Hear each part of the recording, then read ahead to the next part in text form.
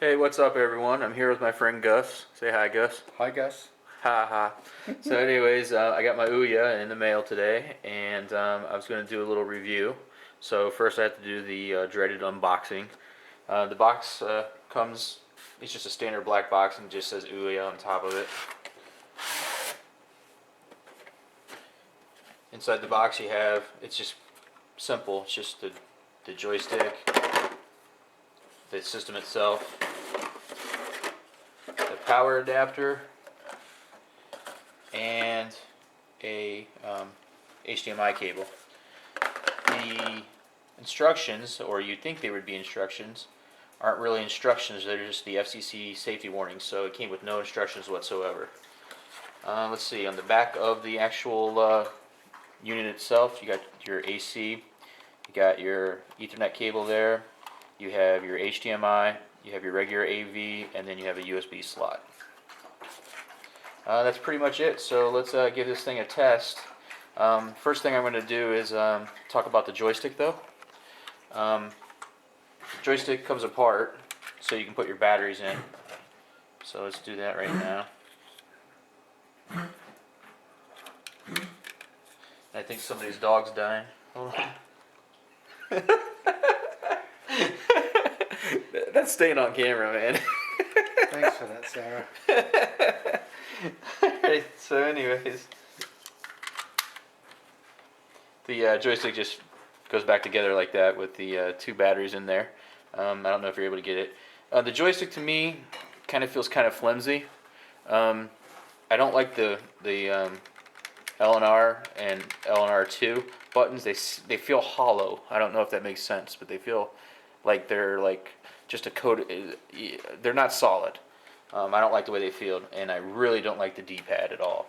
What I do like is what I'll be able to show you when we put this up to the TV is right here. This is all a touchpad, and it works really, really well, actually. So I'm going to let Gus say what he does and doesn't like about the joystick itself. Okay, so, I've had time to, obviously this is not the first unboxing that we've done, so I've had time to hold this. For the most part, I think it's quite functional. It does everything that I need it to. I wouldn't necessarily agree that these feel hollow. I think they're functional. I think they do, what they need to. It doesn't feel the most quality controller. It's not what I would say like Xbox or Sony quality. And the thing that annoys me the most is there's just these little ridges where I don't know whether you can really see that on camera, but the base of the controller, the black, actually sticks out further than the, not all the way around, but in some places sticks out further than the silver. It's a minor complaint really, because the rest of the controller, it feels fairly solid, and like I say, I think it does everything you need it to. I will agree with Kirk on the D-pad. It's inconsistent, I would say, across the axis, whereas it's soft in places and then hard in others. It's inconsistent, I would say. Okay, let's plug it into the TV and take a look at everything. Here's the main menu. It looks pretty nice. It's got a nice gradient shade on it. That's gradient, right? That's what that is? Mm-hmm. It's a gradient shade. Sorry, guys. I'm trying not to sound like a dumbass. But anyways, it's got the 4 menu options. Discovers where you want to go to install some of your games. Now, what kind of sucks is that this doesn't have a full market. It's kind of like the Chinese PMPs. I'm assuming the reason why it doesn't have a full market is because of the DPI that this runs at. That's what the problem is on the Chinese PMPs.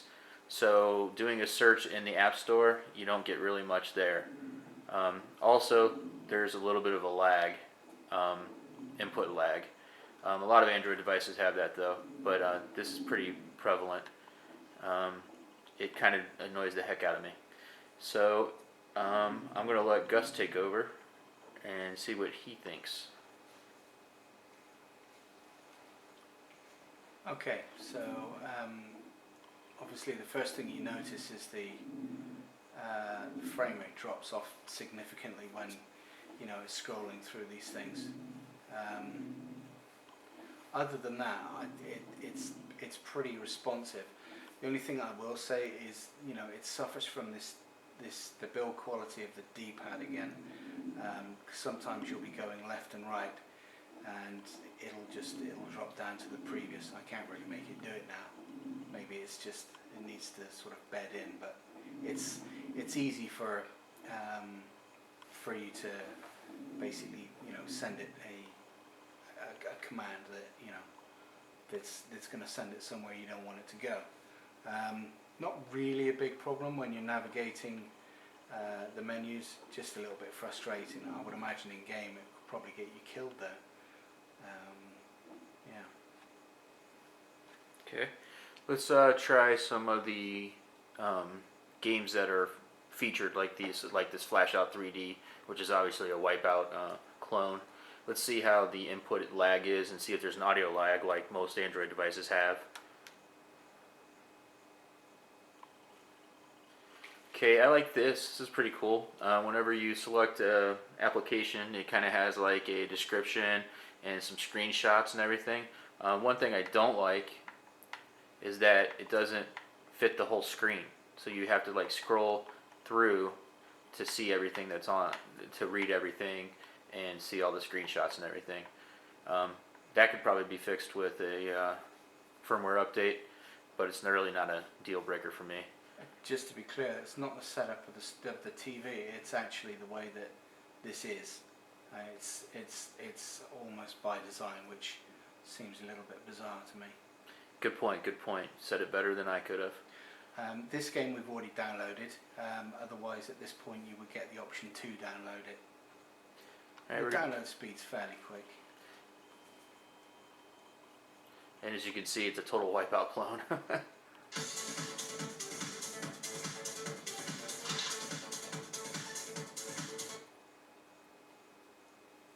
This is obviously a calculation.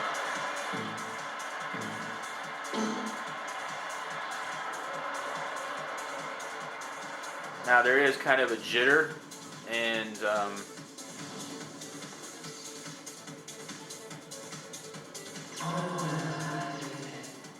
the control seems somewhat responsive, but there's a lot of jitter, a stutter. Can you tell that, Gus? Yeah, definitely. Okay. The frame rate's dropping off in places. Alright, so it's not just me. I'm not being picky. He can see it too. Hopefully you guys can see it in the video. It really drops frames at certain times. But it's still enjoyable and it's still playable. But something I noticed, the D-pad is mapped to the analog, at least in this game. So it's not separate, so it's not true analog play on this game at least. I don't know if that's going to hold true for the emulators, but we're going to find that out next. Let's try another game though.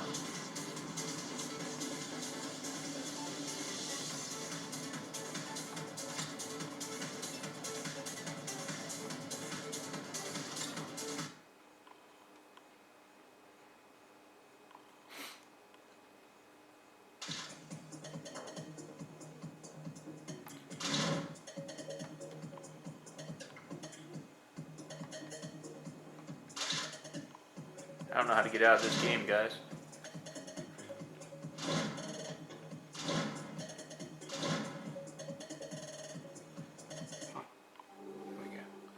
There we go. How'd you do that, Gus? I pressed and held what is their version of the PS button. I got it. Cool. Alright, let's go ahead and then do Discover.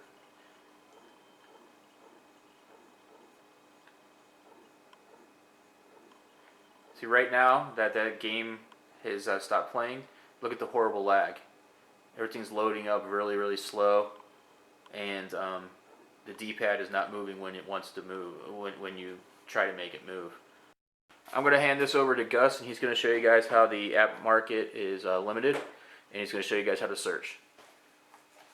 Okay, So we press Y to search, and just to demonstrate what I was talking about earlier with the D-pad, all I'm doing right now is pressing in one direction on the D-pad, but you'll see that every now and again it'll just drop down, and that's through not through me pressing down.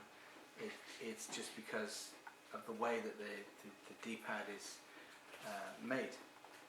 So as I say, it's not great. Do a search for PlayStation.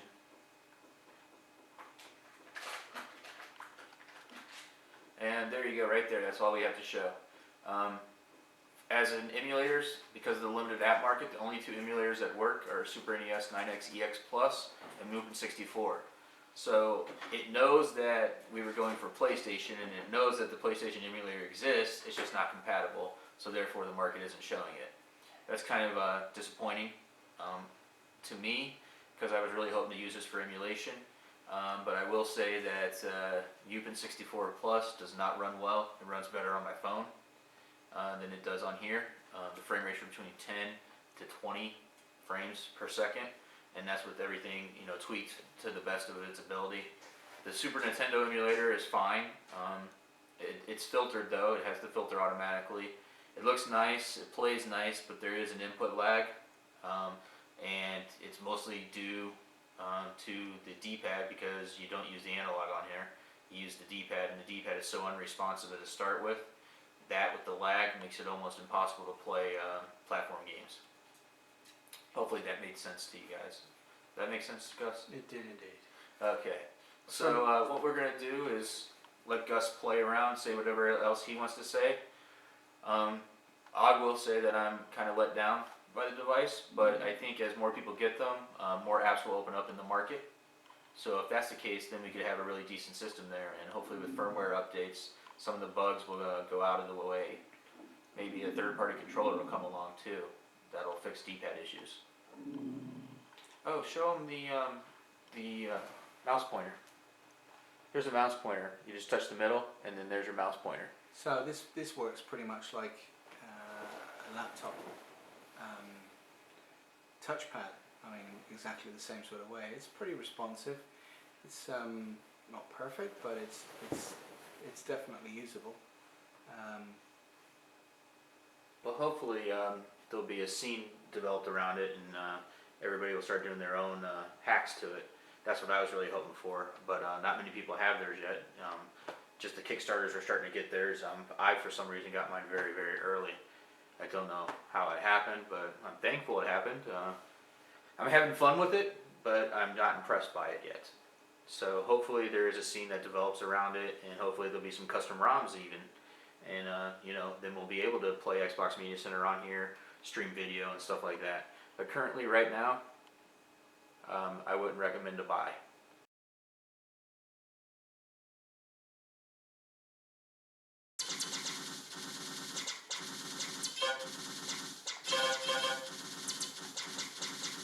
I don't know, I think you might be better off with a Chinese handheld with TV out, if you ask me.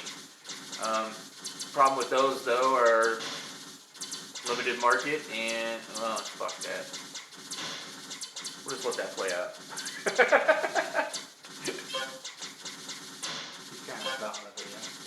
What was that? You can't have that on a video. Oh, I can have whatever I want. Fuck it, fuck it, fuck it, fuck it, fuck it, fuck it, fuck it, fuck it, fuck it, fuck it, fuck it, fuck it, fuck.